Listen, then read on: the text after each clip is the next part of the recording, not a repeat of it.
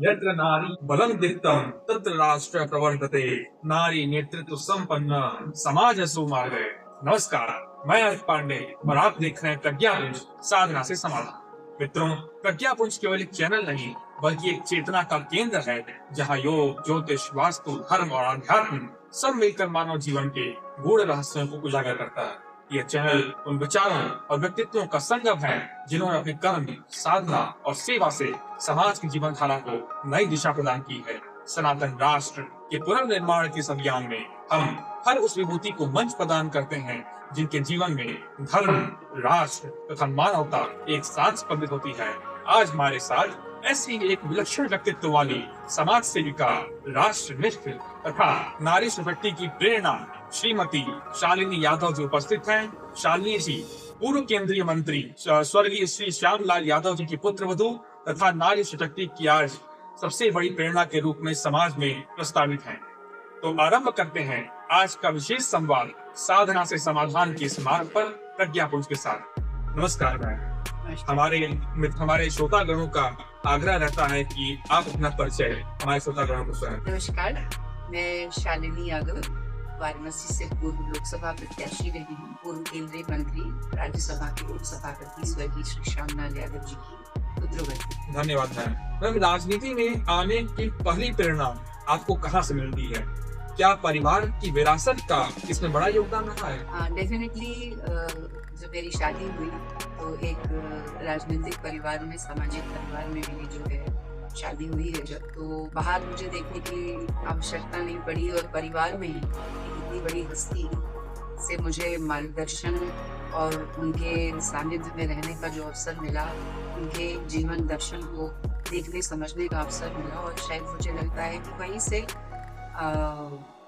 ये प्रेरणा मुझे समाज के लिए कुछ करने के लिए हमेशा से रही। ईश्वर का आशीर्वाद, बाबूजी का भी आशीर्वाद शायद मेरे साथ रहा। इच्छा तो बहुत होती है सबकी, लेकिन मुझे वो अवसर जब मिल गया समाज की सेवा करने का 2017 में, और तब से मैं समाज के लिए समर्पित रूप से 24/7 उनके बीच में रहकर उनके। बहुत धन्यवाद मैम। 2017 में कांग्रेस का आपने हाथ थामा। कांग्रेस की कौन सी विचारधारा आपको सबसे ज्यादा प्रभावित करती है? बात कांग्रेस का हाथ थामा नहीं, चूंकि बाबूजी कांग्रेस से ही थे और उन्होंने एक लंबा कार्यकाल अपने जीवन का, करीब 40+ ईयर्स उन्होंने कांग्रेस के ही उसमें उन्होंने अपना समाज सेवा और पूरा अपना योगदान अपने जीवन का दिया। तो कहीं ना कहीं मुझे भी उनके निधन के बाद 2005 में बनारस से 2017 में मेयर के चुनाव का जो लड़ने का अवसर प्राप्त हुआ, वो शायद इसीलिए मिला कि मैं बाबूजी की पुत्र वधू हूँ और कांग्रेस से हमारी परिवार की पहचान है। उस चुनाव में, जैसा कि आप सभी जानते हैं, 2014 में बनारस में प्रधानमंत्री श्री नरेंद्र मोदी जी के आगमन के बाद से, जब से वो काशी के सांसद होते हैं, तो बनारस की राजनीति, वहाँ का सामाजिक समीकरण, सब कुछ हमने देखा कि बहुत कुछ बदलाव हुआ उसमें।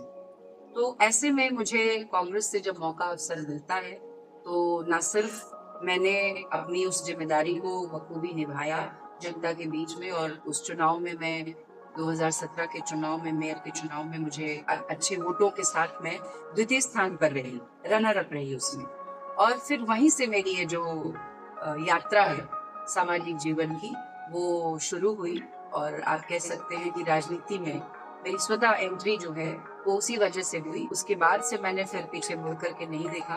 जो जनादेश मुझे काशी की जनता ने दिया, उसके बाद से मैं निरंतर उनके बीच में हूँ। जैसा कि आप जानते हैं कि अभी आपने कहा कि कांग्रेस की विचारधारा में आपको क्या पसंद आया, तो प्रधानमंत्री जब तक नरेंद्र मोदी जी काशी के सांसद होते हैं, उससे पहले का कार्यकाल हम देखें अगर, तो बनारस में कुछ बहुत उल्लेखनीय नहीं हुआ। बाबूजी के समय की जो चीजें मैं देखती हूँ, जो हुई उस समय जो बनी यहाँ पर, और आप चाहे इंडियन का बॉटलिंग प्लांट देख लीजिए, आप दूरदर्शन केंद्र देख लीजिए, और जो घाटों का उद्धार जो सबसे पहले शुरू हुआ, वो राजीव गांधी की जो योजना के माध्यम से जो वो बाबूजी ने यहाँ से शुरू आया। और ये बीज और सब्जी अनुसंधान केंद्र आप देखिए, जो बड़े जो यहाँ पर इंस्टीट्यूट शुरू हुए, जिसने पूरी की पूरी किसानी और खेती पूरे पूर्वांचल की राजनीति को प्रभावित किया। वो मतलब एक जो माइलस्टोन काम जो हुए, मुझे लगता है कि उसके बाद के वर्षों में कोई भी ऐसा प्रभावशाली व्यक्ति मुझे नहीं लगता जो बनारस में आया जिसने इस तरीके के कार्य शायद बनारस को दे पाए। और जब प्रधानमंत्री श्री नरेंद्र मोदी जी 2014 में यहाँ आए, हम सभी साक्षी हैं कि बनारस का जो आज स्वरूप है, जो उसकी जो आज कल्पना जो हम कभी काशीवासी हम नहीं कर सकते थे, आज वो रूप हम बनारस का देख रहे हैं। तो निश्चित रूप से कांग्रेस की विचारधारा से ही जो मेरी विरासत, तो मेरा परिवार जो चला था और समाज सेवा का जो प्रण लेकर के जो परचम मेरे पिताजी ने, बाबूजी ने जो लहराया, उसी को लेकर के उन्हीं के पद चिन्हों पर चलते हुए हम लोगों ने जो चलने का प्रयास किया, उस जर्नी में जो 2017 से 2019 की जो जर्नी रही, जिसमें मुझे लोकसभा का चुनाव लड़ने का अवसर मिला, मुझे लगता है कि जनता के बीच में निरंतर उनके बीच में रह करके उनकी आवाज को बुलंद करना, बनारस के लोकल मुद्दों पर मुखर रहना और अपने लोगों के लिए, समर्थकों के लिए, काशी वासियों के लिए बराबर उपलब्ध रहना ही शायद मेरी एक कोई गुण शायद देखे गए, जिसमें मुझे इस काबिल समझा गया कि देश के नहीं विश्व के सबसे ताकतवर नेता के खिलाफ चुनाव लड़ने का अवसर मुझे दिया गया। और मुझे लगता है कि अपने आप में उनसे चुनाव लड़ने का अवसर मिलना ही एक बहुत बड़ा जीवन का अवसर है और जो मेरी पहचान से जुड़ गया। उसके बाद से तो आप देख ही रहे हैं कि उस चुनाव को लड़ने के बाद से ही जिस तरीके की पहचान मुझे मिली है और जो स्नेह और अपनापन मुझे इस शहर से मिला है, उसने मुझे कभी घर नहीं बैठने दिया। निरंतर तब से ही जो मुझे लगता है कि प्रधानमंत्री जी के जो कार्य हैं 14 से हम जो देख रहे हैं देश और प्रदेश और खास तौर से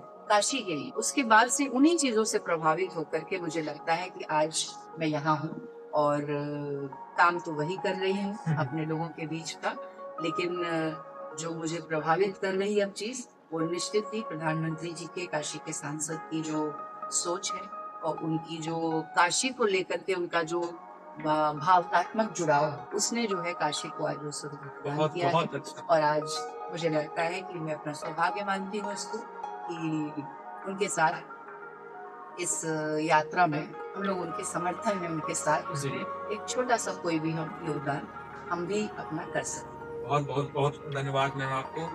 और मित्रों मैं बता दूं कि आज काशी ने, मैम ने काशी को नहीं चुना, आज काशी ने मैम को चुना है और अपनी सेवा, अपने समाज सेविका के रूप में, और ये बहुत ही गौरवपूर्ण बात है। तो हम मैम अगले प्रश्न की तरफ बढ़ते हैं। मैम आपने अपने पूर्ण कार्य क्षेत्र में आप फैशन डिजाइनर रही हैं, फैशन डिजाइनिंग आपने किया है, तो मैम फैशन डिजाइनिंग फील्ड से राजनीतिक फील्ड में आना ये बहुत बड़ा कायाकल्प रहा है, बहुत बड़ा परिवर्तन रहा है आपके लिए। तो मैम ये कितना कठिन रहा और आपका क्या विचार है इसमें? कठिन नहीं रहा, मुझे लगता है मेरी नियति थी जो मुझे यहाँ लेकर के आई और मैंने शायद ये सामाजिक जीवन में थी, क्योंकि ऐसे परिवार से आती हूँ तो सामाजिक जीवन से दूर रह पाना तो संभव नहीं है। सामाजिक जीवन में तो जरूर थी, लेकिन राजनीति में आने का इस तरीके का, क्योंकि मेरे पति अरुण यादव जी वो ऑलरेडी बाबूजी के निधन के बाद से कांग्रेस में सक्रिय राजनीति में ऑलरेडी काम कर रहे थे और शायद वो सक्रिय रहे, इसीलिए शायद मुझे ये अवसर भी कांग्रेस से मिला कि 17 से मैंने अपनी जो राजनीतिक जर्नी शुरू की। जो आपने कहा कि हाँ शायद मेरी नियति थी, वरना तो परिवार से एक व्यक्ति अगर विरासत को लेकर के उस लाइन पर अगर चल रहा है तो वो उसमें कोई, मुझे नहीं लगता कि कभी ऐसा सोचा भी होगा कि हमें इस काम में करना है, आना है। लेकिन बस ये आप इसको संयोग कहें या जो भी कहें, मेरा लक कहें कि मेरे हस्बैंड जो उस विरासत को लेकर के चल रहे थे, उन्हें चुनाव लड़ने का अवसर ना मिलकर के वो अवसर मुझे मिल गया। और उसके बाद से की हिस्ट्री आप सारे लोग जब इतिहास सब जान ही रहे हैं, तो ये सोचा नहीं था, लेकिन राजनीति को कहते हैं कि वो मेरी नियति थी शायद जो मुझे यहाँ लेकर के आई। और परिवार से जो हमारे लोगों की अपेक्षा है वो शायद जो है उसने इस जर्नी को फिर से शुरू किया है और उन्हीं के बाबूजी के आशीर्वाद से उनके दिखाए हुए रास्ते पर चलने का एक प्रयास। बहुत बहुत धन्यवाद मैम, जो आपने इतनी अपने हृदय की बात अवगत कराई। हमारे श्रोतागणों को। अगर हमारा अगला प्रश्न ये है कि 2019 में आपने सपा ज्वाइन की, आपके अनुसार समाजवादी सोच का सबसे मजबूत पक्ष क्या था? देखिए, समाजवादी में जाने का जो कारण यही बना कि जो मैंने 17 में जब चुनाव लड़ा, तो जैसा कि आप सभी जानते हैं कि मेयर के चुनाव में हमेशा से समाजवादी पार्टी दूसरे स्थान पर रहती थी भाजपा के बाद। ये पहली बार था कि मेयर के चुनाव में कांग्रेस ने समाजवादी पार्टी को तीसरे बात करते हुए जब मुझे अवसर मिला तो दूसरे स्थान पर आए, और जो कोर वोट समाजवादी का है वो सब मेरे साथ खड़ा हुआ। मेरे समाज के साथ साथ जो कोर वोट समाजवादी पार्टी का रहता है वो पूरा उसने मुझे समर्थन दिया। मुझे लगता है उस समय चूंकि मैं बाबूजी के पुत्र वधू की तरह से उतरी थी, तो बाबूजी का ही नाम काम था जिसने मुझे ये आशीर्वाद दिया, और अपने पैरामीटर्स पे काम करने का अवसर तो मेरा 17 से 19 था, जो मैंने उसको अपने कुर्सी लाइन पर बाबूजी के दिखाए रास्ते पर राह पर चलने का प्रयास करते हुए समाज सेवा में पूरा का पूरा अपना समय जो है फुल टाइमर की तरह से इसको जब दिया। मैं प्रभावित थी नेताजी से मुख्यतः। अच्छा। क्योंकि वे समाज के हमारे बड़े नेता थे, और उत्तर प्रदेश की राजनीति में आप देखिए कि जिस तरीके से एक बहुत बड़ा जो बदलाव उन्होंने जो किया था और एक बहुत बड़ा एक स्थान रखते हैं जी। तो मैं बहुत प्रभावित थी उससे। जब ऐसा हुआ कि जब मैंने मेयर के चुनाव में समाजवादी पार्टी के वोट दिए तो स्वतः समाजवादी पार्टी से ही मुझे ये अवसर प्राप्त हुआ। उन्होंने ये प्रधानमंत्री जी के साथ चुनाव लड़ने का अवसर मुझे ऑफर किया। अब समझिए कि शायद वो नेताजी का जो समाजवादी का जो पुराना था वो भी था, और अखिलेश जी को जैसा हमारा समाज देखता है उस तरीके से, क्योंकि मैं राजनीति में नहीं थी तो लगता था कि जैसे नए नेताओं की जो एक खेल है उसमें एक पढ़े लिखे व्यक्ति शायद अब नेतृत्व कर रहे हैं, तो इनके साथ भी जो है अगर अवसर मिल रहा है तो उस पर चलना चाहिए, देखना चाहिए। तो क्योंकि कांग्रेस तो निराशा थी डेफिनेटली, क्योंकि जो पहले का नेतृत्व था और जो अब वर्तमान में नेतृत्व है उसमें जमीन आसमान का फर्क है। और मुझे लगता है कि इस जो निराशा थी और प्लस इस तरीके का अवसर जब मिला मुझे और वहाँ से ऑफर आया, तो इन सब क्यूरियोसिटी के बीच मैंने ये डिसीजन लिया और वहाँ उस पार्टी में गई काम करने के लिए। तो और वहाँ जाने के बाद भी आप देखिए कि फिर मैंने वही चीज़ रिपीट की कि जो लोकसभा का चुनाव है बनारस से, उसमें हमेशा आप देखेंगे तो कांग्रेस सेकंड फाइटर रही। पहली बार उसमें समाजवादी पार्टी जाने के बाद जो 5वें स्थान पर बसपा से पीछे रहती थी, पहली बार वो दूसरे स्थान पर कांग्रेस को पीछे करके रनर अप में प्रधानमंत्री जी के साथ रही। बहुत बड़ी बात। इसमें भी देखिए कि वो पूरा समर्थन और वो जो अपने लोगों का, मैं कहूँ जो बाबूजी के लोग अपने लोग समर्थक हैं, ये काशी की जनता है, उसने मुझे दोनों ही चुनाव जब भी मैं कहीं से भी मुझे अवसर मिला मुझे पूरा सहयोग समर्थन उसने मिला, और मैं इसको अपना बहुत सौभाग्य मानती हूँ।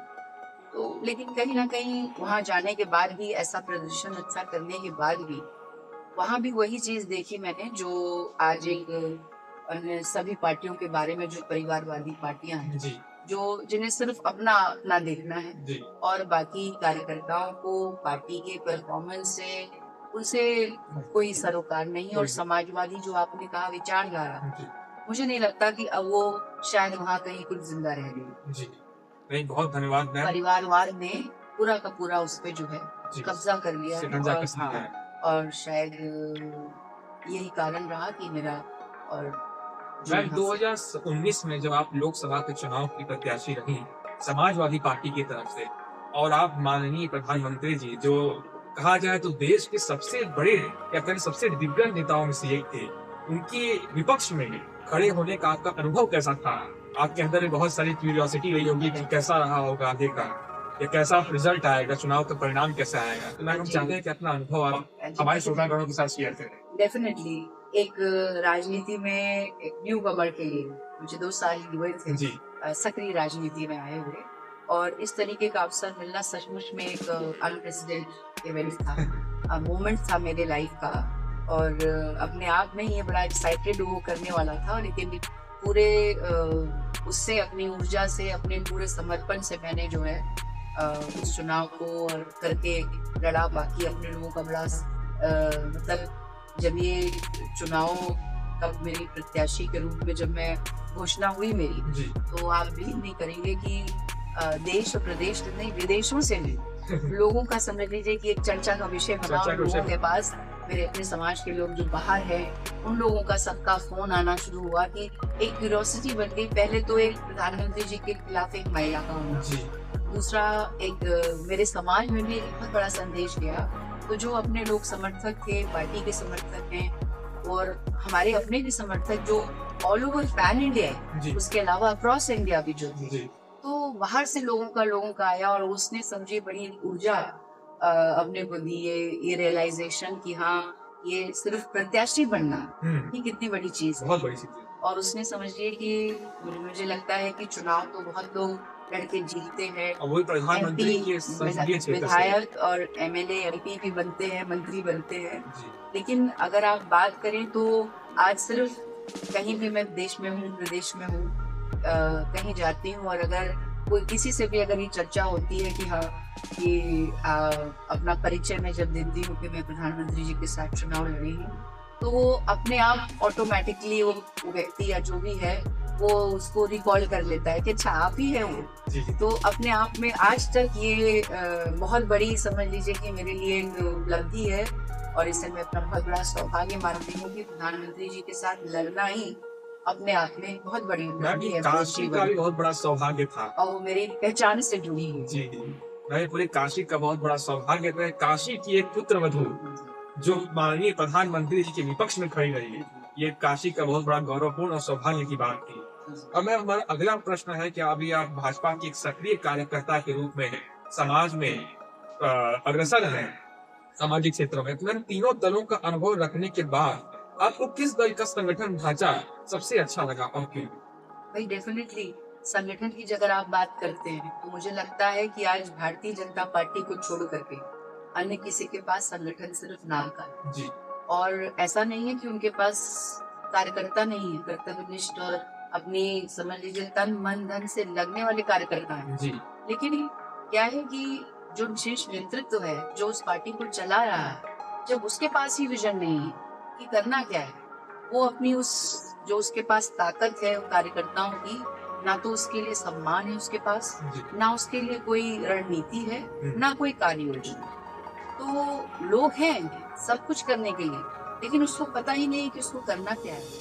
एक तीनों पार्टियों में जो आपने कहा कि काम करने के अनुभव के बाद जो मैं देखती हूँ कि भारतीय जनता पार्टी की जो विशेषता है और जो उसको और अधिक मजबूत दिन ब दिन बना रही है वो उसका कार्यकर्ता और उसका संगठन है। जी और निश्चित रूप से प्रधानमंत्री जी का जो छत्र छाया में जिस तरीके से उन्होंने पूरी पार्टी को ले रखा है, सर्वोपरि तो मैं उसको मानती हूँ जी कि संगठन तो पहले ही रहा भाजपा का, लेकिन आज जिस तरीके से वो संगठन कार्य कर रहा है, जिस तरीके से उसको सम्मान मिल रहा है और हर तरीके से यही कारण है कि मुझे लगता है कि देश और प्रदेश में डबल इंजन की सरकार है। और निरंतर हम बिहार के चुनाव भी आपने देखा कि जिस तरीके का परफॉर्मेंस उसने फिर से प्रधानमंत्री जी की उस छवि पर मुहर लगाई है कि उनके जैसा नेता देश ही नहीं पूरे विश्व में इस समय कोई नहीं है जो इस तरीके का प्रभाव डालता है। विपक्ष द्वारा ये प्रस्तावित किया जा रहा है कि बिहार के चुनाव का रिजल्ट आने से पहले, चुनाव से पहले 10-10 हजार रुपए महिलाओं के खाते में गया, जबकि ये पुरानी राजनीति थी। तो मैं इस पर आप क्या कहना चाहें? हर बार कुछ ना कुछ विपक्ष के पास हर चुनाव के फेलियर के बाद उनके पास कभी ईवीएम की बात होती है, कभी जो है वोट चोरी की बात करते हैं, कभी ये 10,000 रुपए की बात करने लगेंगे। तो कुछ ना कुछ बहाना उनको चाहिए। लेकिन आप भारतीय जनता पार्टी में प्रधानमंत्री श्री नरेंद्र मोदी जी के अगुवाई में जो जिस तरीके से रणनीतिक काम हो रहा है, आप देखिए हर चुनाव में हर स्टेट में क्या वहाँ की आवश्यकता है उसके अनुसार कार्यकर्ताओं को लेकर के, नेताओं को लेकर के, केंद्र से लेकर के बूथ लेवल के कार्यकर्ता जिस तरीके से रणनीति के साथ हर लड़ाई को जिस जुनून से और अपनी पूरी ताकत के साथ लड़ते हैं, यही एक फैक्टर है एकमात्र जो भाजपा को विजयी बनाता है। जी लेकिन अब चूंकि विपक्ष के पास अब इस तरीके का कोई कौशल नहीं है, क्वेश्चन है। तो वो हर बार चुनाव में आप देखेंगे कि कुछ ना कुछ वो एक मुद्दे को पकड़ के ये बात करते हैं। इस बार गनीमत है कि इस बार वो ईवीएम की बात नहीं ये कर एक बार में हर बार जो एक करते विषय हैं, रहा है। तो इस बार वो एक नया विषय लेकर के जी। आए हैं। आप मुझे बताइए कि क्या जो विपक्षी चुनाव इस बार गठबंधन में महागठबंधन गया है बिहार के चुनाव में, क्या उसने इन फ्रीज की घोषणा नहीं की थी? बिल्कुल की थी सब जी। सब की थी कि आप करेंगे। आप भी उसका बजट बनाते, अनुपूरक बजट बने या जो भी बने, आप भी वो बजट बनाते और उसको देते अगर आप उसमें आते हैं। तो जो वर्तमान की सरकार है उसने अपनी रणनीति के तहत उसने भी ये काम अपना किया, जी। जैसे सब कर रहे हैं। मुझे नहीं लगता कि देखिए इसमें कोई दम है, जैसे और पहले की भी बात है कि सिर्फ अपनी नाकामी को छुपाने के लिए जी। कोई ना कोई सत्ताधारी पार्टी की किसी बात को उठा करके हर बार उसको मुद्दा बनाना है, और फिर उसके बाद थोड़ी दिन बाद देखिए कि आप ये भी गायब हो जाएगा। फिर वही आपसी जो है, बस जिस पैटर्न पे वो लोग लड़ते आ रहे हैं कि नहीं किसी ना किसी दिन तो शायद आप लोग जाएंगे तो हम लोग आ जाएंगे। और मुझे लगता है कि यही इसी आस में विपक्ष जो है अपना समय काट रहा है। लेकिन बिहार के चुनाव में जिस तरीके से आप देखिए जो मैंडेट दिया है इस बार, जी उसने हमारे देश के यशस्वी प्रधानमंत्री और काशी के सांसद जी उनको आप समझिए कि विश्व के तो नेता पहले से ही हैं, इसीलिए विश्वनाथ जी और कृपा है। आज विश्वनाथ जी की पूरी कृपा है उन पर। मुझे लगता है कि अब देखिए उनकी कार्ड निकाल पाना किसी के पास संभव ही नहीं। बहुत बहुत धन्यवाद मैम। मैम ये प्रश्न आमतौर पर उठता है कि 1947 के बाद भारत में धर्मनिरपेक्ष राजनीति की जाती थी, हिंदू मुस्लिम भाई भाई आपस में क्यों लड़ाई, ये बात उठती थी। मगर आज हिंदू राष्ट्र की बात की जा रही है, तो कहीं न कहीं ऐसा आपको नहीं लगता कि ये धर्म की राजनीति कहीं कहीं हो रही है और सब बाकी के धर्मों के लिए ये दुखद विषय बन सकता है? ये धर्म की राजनीति की आप बात करें तो प्रधानमंत्री जी का जो नारा जब से हुआ है तब से है सबका साथ सबका विकास। जी ये तो कुछ लोग हैं, कुछ विचारधारा पे चलने वाले लोग हैं, अब उसको आप धर्म मान लीजिए, जाति मान लीजिए, जिन्होंने ये निर्णय कर रखा है कि हमें आपके विरोध में है। जी तो आपको अगर विरोध में रहना है फिर उसके बाद शिकायत भी करनी है, जबकि प्रधानमंत्री जी के नेतृत्व में आज जो सरकार चल रही है, जो संगठन चल रहा है, जो पार्टी चल रही है, वो कहीं भेदभाव नहीं करती। आप देखिए जो भी योजनाएं हैं, जी जितनी भी सरकारी योजनाएं हैं, जो भी हमारी कैंपेन है, उसमें कहीं भी कोई भेदभाव नहीं है। जो सबको मिल रहा है वो सभी को, पूरे देश को एक नागरिक की तरह से हमारे प्रधानमंत्री जी अपने को हमेशा 140 करोड़ भारतीयों का परिवार कहते हैं। वो हमेशा इसको लेकर के चलते हैं, और आप सरकार की योजनाओं में भी देखेंगे कि कहीं कोई भेदभाव नहीं होता। ये तो जिनकी बात आप कर रहे हैं धर्म के नाम पे या जाति के नाम पर, कुछ लोगों ने तय किया है अगर कि आपको विरोध में रहना है तो विरोध में भी रहना है, सब लाभ भी चाहिए, और फिर उसके बाद आपको विक्टिमाइजेशन भी करना है कि अपना विक्टिम भी बनना है उससे। तो देखिए ये ऐसा तो मुझे नहीं लगता कि ऐसा उचित है जी। और आप बार बार विरोध में है, उसके बावजूद भी प्रधानमंत्री जी आपको उस दृष्टि से नहीं देखते। वो सब कुछ सबके लिए समान रूप से करते हैं, और शायद इसीलिए आज बिहार में आप देखिए इस तरीके का मैंडेट जो मिला है तीसरा टर्म है प्रधानमंत्री जी का। जब सबको आस हो गई कि हाँ अब तो शायद जाएंगे, अब शायद इनकी लोकप्रियता में कमी आएगी, लेकिन आप देखिए सबको धता बताते हुए और सशक्त हो आज और कितनी तरह से अपने को मजबूती से उन्होंने फिर से स्थापित किया।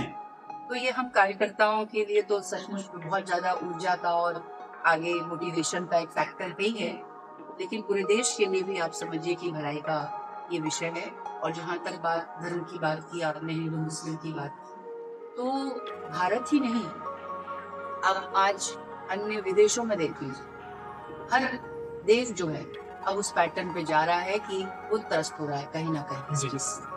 तो सिर्फ भारत को हिंदू राष्ट्र बनाने की अगर ये परिकल्पना है या नहीं है, अभी तो वो बहस का विषय है। लेकिन अगर ये है तो सिर्फ भारत को क्यों पिन पॉइंट करना? ये अगर पैन आप देखिए सब और देशों में भी अगर ये समस्या आ जाए, एक मुखर उसकी तरह निकल गई और फिर से आप देखिए कि लोग अपनी अपनी चीजों को फिर से वो अपने की भावना आ गई और हाँ।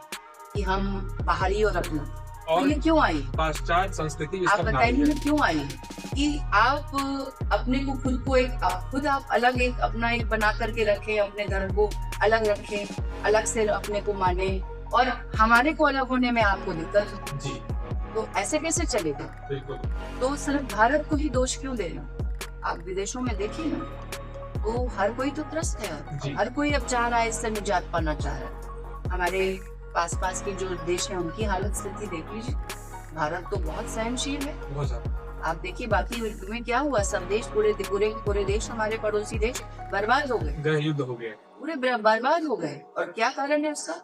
यही कारण है कट्टरता और यही सब कारण है। जी आपके यहाँ तो कुछ भी ऐसा नहीं है, लेकिन यही है कि बस आपको दोष देना है तो आप दोष देते रहिए। बिल्कुल, विपक्ष का हाँ जी। कार्य ही है। प्रधानमंत्री जी का जो परफॉर्मेंस है, उनकी जो सोच है, उनकी जो विकास की सोच है, सबको साथ लेकर के चलने की जो सोच है, वो बिहार के चुनाव में समझ लीजिए पूरी परिलक्षित हो गई। मैम, माननीय मुख्यमंत्री जी का एक वक्तव्य रहा है, बटोगे तो कटोगे। मैम, आपको नहीं लगता ये बहुत बड़ा वक्तव्य रहा है समाज के लिए कि और मैम किसके बढ़ने और किसके कटने की यहाँ बात की जा रही देखिए है? ये जो नारा है मुख्यमंत्री जी का, ये तभी आया जब विपक्ष ने जो है उसको हिंदू मुस्लिम और इन सब में करके उसको प्रयास किया, अपने को इस तरीके की राजनीति करने का प्रयास किया, तभी ये नारा आया है। और ये नारा सिर्फ चुनाव तक ही सीमित है।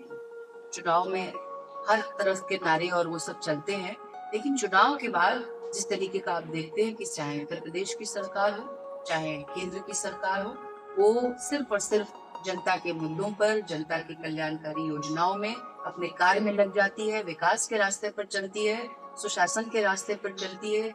यही कारण है कि आज देखिए उत्तर प्रदेश में भी माननीय मुख्यमंत्री योगी आदित्यनाथ जी के नेतृत्व में आप देखिए कि उत्तर प्रदेश जो एक बीमारू राज्य की तरह से उसकी छवि बन गई थी, जी गुंडा राज और कोई लॉ एंड ऑर्डर नहीं, यहाँ से पलायन हो रहा था। आज आप देखिए कि हर तरीके से चौतरफा विकास किस तरीके से देख रहा है बहुत बढ़िया। 2017 के बाद से। बहुत बढ़िया। और मुझे लगता है योगी जी का जो दूसरा कार्यकाल है वो तो बहुत ही परिपक्व और बहुत ही शानदार कार्यकाल है, जिसमें विपक्ष के पास अब फिर कोई काट नहीं काम होगी। नहीं।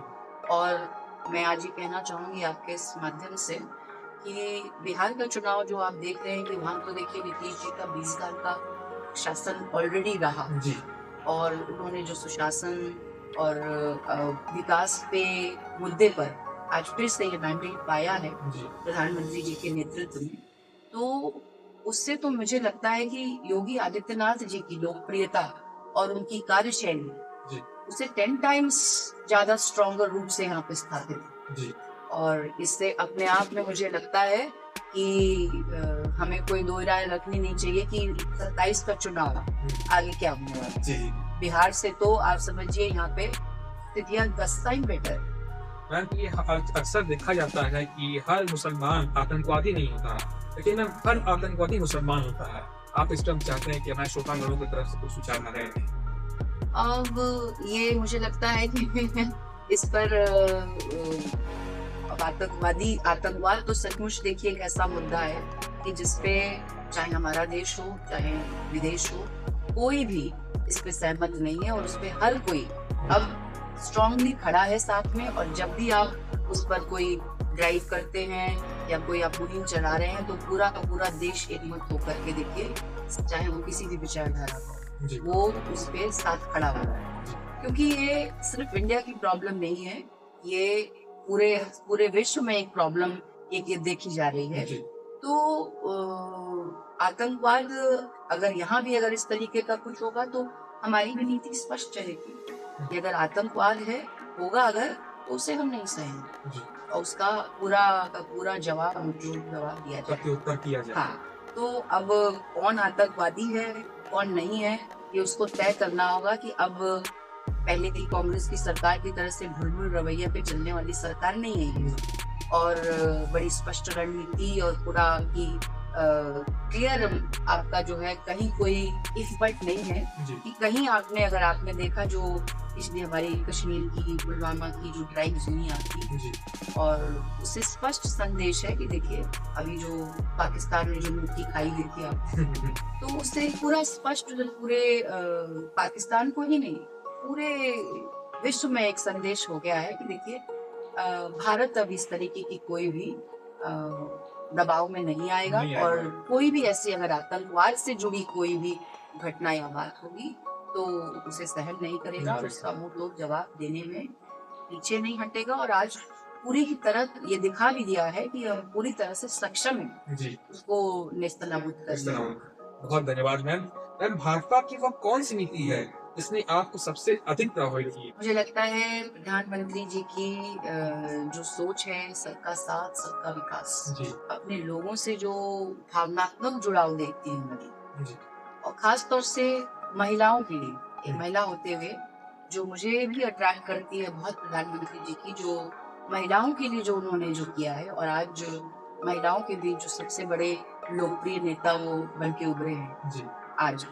तो मुझे लगता है कि यही उनकी सोच है, जो महिलाओं के लिए सोच है उनकी, किसानों की जो सोच है, समाज के आखिरी पायदान पे खड़ा हुआ व्यक्ति, उसकी जीवन में कैसे खुशहाली आए। जी और आप देखेंगे कि केंद्र सरकार की जितनी भी 2014 से लेकर अभी तक की योजनाएं हैं, जी उसने कहीं ना कहीं उस आखिरी व्यक्ति को जिसके पास नहीं था कुछ, जी उसको ही मजबूत बनाने में और उसी को सक्षम बनाने में उन्होंने अपना पूरा योगदान दिया। योगदान दिया। जी और यही एक बहुत बड़ा गेम चेंजर रहा है भारतीय राजनीति में, जिसने आज उनकी भलाई तो की ही है, देश को विकास की नई राह दिखाई नहीं है, रहा। विश्व गुरु बनने की तरफ हम लोग अग्रसर हैं। और साथ ही साथ प्रधानमंत्री जी की लोकप्रियता भी जी समझ लीजिए इसी वजह से आज आधी आबादी जो बहुत कुछ समझिए कि आज प्रगति कर रही है, और आज एक महिला सशक्तिकरण का एक असल में जो बातें तो सभी सरकार में होती रही, जी लेकिन असल में आज अब जो कार्य जो महिला सशक्तिकरण के रूप में हुए, आप आरक्षण की बात को ले लीजिए कि कितने दशकों से ये चीज चल रही थी, जी और सिर्फ एक वोट बैंक की तरह से उसको सिर्फ हर बार उठाया जाता था कि होना है करना है, लेकिन करके किसने दिया? करके से प्रधानमंत्री जी ने दिया। और वहीं से महिलाओं को ये विश्वास है अब कि प्रधानमंत्री जी जो कहेंगे वो करेंगे। करते आ रहे हैं। और बिहार के भी चुनाव में देखिए महिलाओं ने एक बड़ा आज अपना योगदान दिया है इस मैंडेट में, और यही कारण है तो जो आपने कहा कि क्या चीज प्रधानमंत्री जी की, मुझे लगता है कि आम आदमी के लिए उनकी जो सोच है, जी विकास और इंफ्रास्ट्रक्चर, तो देखिए सभी सरकार कुछ कम बेसी अपने समय के रिक्वायरमेंट के अनुसार करती है, करती रहती लेकिन आम आदमी के लिए आपने क्या किया, उसको क्या दिया, वो इस सरकार में जो मिला है वो कभी देवालय से नहीं लेकर देखा, शौचालय वो तक। कभी नहीं देखा गया। जी उसकी सारी व्यवस्था जो है आपने की है कि सबके आप एक लोकप्रिय नेता हैं, और इसमें बिहार के चुनाव ने तो हम लोग को समझ ली कि और मोटिवेट कर मोटिवेट दिया कर है दिया। कि और हम अपने प्रधानमंत्री जी के नेतृत्व में और हम लोग बढ़ चढ़ करके और तेजी से और कार्य करेंगे, और जिससे कि भारत का जो सपना है जी कि हम जो है 2047 आज तक थर्ड इकोनॉमी पे आए हैं जी और हम नंबर 1 इकोनॉमी इकोनॉमी पे आए। हाँ, और वो निश्चित रूप से आप देखेंगे कि जिस तरीके से प्रधानमंत्री जी के निर्देश में, उनके नेतृत्व में देश चल रहा है, जी वो दिन दूर नहीं है। बहुत धन्यवाद मैम। मैम आगामी वर्षों में आपका मुख्य कार्यक्षेत्र क्या होगा? संगठन, समाज सेवा या चुनावी राजनीति? देखिए 17 के बाद से जब से मैं सक्रिय राजनीति में आई हूँ और समाज सेवा का प्रण लेकर के मैं फुल टाइमर की तरह से जनता के बीच में हूँ, और उसी यही मेरा मंत्र रहा है जिसने मुझे प्रधानमंत्री जी से लड़ने तक का अवसर तक पहुँचाया है। जी और उसने और मुहर लगा दी इस बात पर, जो बाबूजी का भी मेरे यही पैटर्न रहा उनके कार्य करने का, उनकी कार्यशैली भी यही रही और इसको लेकर के हम लोग चलते रहे, तो और इस पर मुहर लगी है। देखिए जनता के बीच में आप बने रहेंगे, जैसे आज प्रधानमंत्री जी हैं, आज उनकी लोकप्रियता जो है वो उनका मूल ही यही है कि उन्होंने अपने को आम आदमी से जो सबसे नीचे है, जो दबा है, जिसकी कभी नहीं सुनी गई, जी उससे जोड़ा हुआ है। आज वो उससे कनेक्ट करता है जी और उसके बारे में आज कोई सोच रहा है। जी तो जनता के बीच में अगर आप बने रहेंगे तो आपके लिए अपार संभावनाएं हैं। और जहाँ तक आपने कहा कि मैं उसी लगन से कार्य, मेहनत से कार्य जनता के बीच बनी हुई हूँ, जी कर रही हूँ, और पार्टी का जो निर्देश होगा बस वो स्वीकार्य है। जी और जैसा पार्टी मेरे लिए जो रोल उचित समझेगी उसके लिए मैं तैयार। बहुत धन्यवाद मैम। हम चाहते हैं कि आज आप प्रज्ञापुंज चैनल के माध्यम से समाज को, देश को क्या संदेश देना चाहें? मैं बधाई दूंगी आज प्रज्ञापुंज चैनल को, आपको शुभकामनाएं भी दूंगी सबसे पहले कि अपने लिए सब कोई करता है, कुछ ना कुछ हासिल करता है, और हमें अपने के साथ साथ जो हमसे पीछे हैं, जो जिनके पास नहीं है, हमें कभी कभी लगता है कि हमें एक लक्ष्य निर्धारित करते हैं हर व्यक्ति कि हमें वहां पहुंचना है, लेकिन बहुत से लोग हैं ऐसे जिनके पास वैसे संसाधन नहीं है, साधन नहीं है, उनकी मदद आप कर सकते हैं।